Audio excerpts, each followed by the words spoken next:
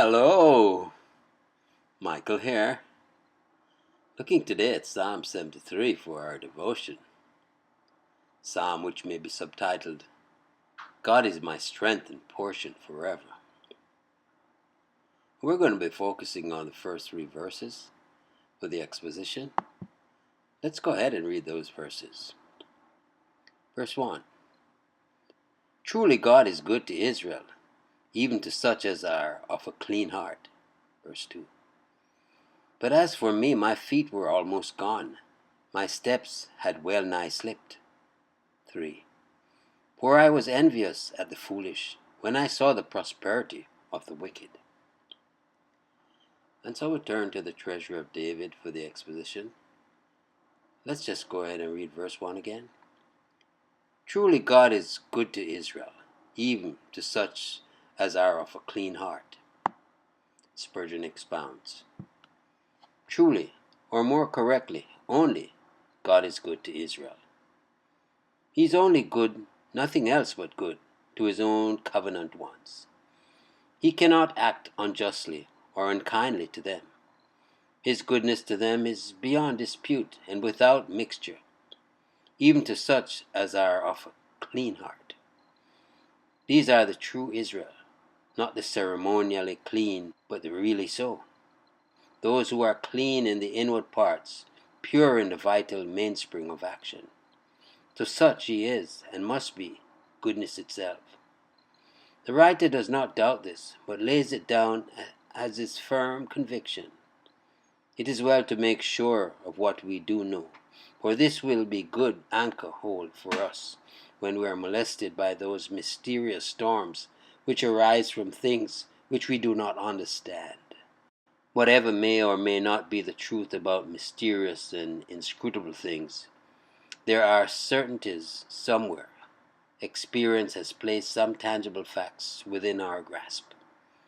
Let us then cling to these, and they will prevent our being carried away by those hurricanes of infidelity, which still come from the wilderness, and like whirlwinds smite the four corners of our house and threatens to overthrow it. O my God, however perplexed I may be, let me never think ill of thee. If I cannot understand thee, let me never cease to believe in thee. It must be so. It cannot be otherwise. Thou art good to those whom thou hast made good, and where thou hast renewed the heart, thou wilt not leave it to its enemies. And verse 2 that reads, But as for me, my feet were almost gone. My steps had well nigh slipped. Here begins the narrative of a great soul battle, a spiritual marathon, a hard and well-fought field in which the half-defeated became in the end wholly victorious. But as for me, he contrasts himself with his God, who is ever good. He owns his personal want of good, and then also compares himself with the clean in heart, and goes on to confess his defilement. The Lord is good to his saints, but as for me, am I one of them? Can I expect to share his grace? Yes, I do share it, but I have acted an unworthy part, very unlike one who is truly pure in heart. My feet were almost gone. Errors of heart and head soon affect the conduct. There is an intimate connection between the heart and the feet. Asaph could barely stand. His uprightness was going. His knees were bowing like a falling wall. When men doubt the righteousness of God, their own integrity begins to waver. My steps had well nigh slipped.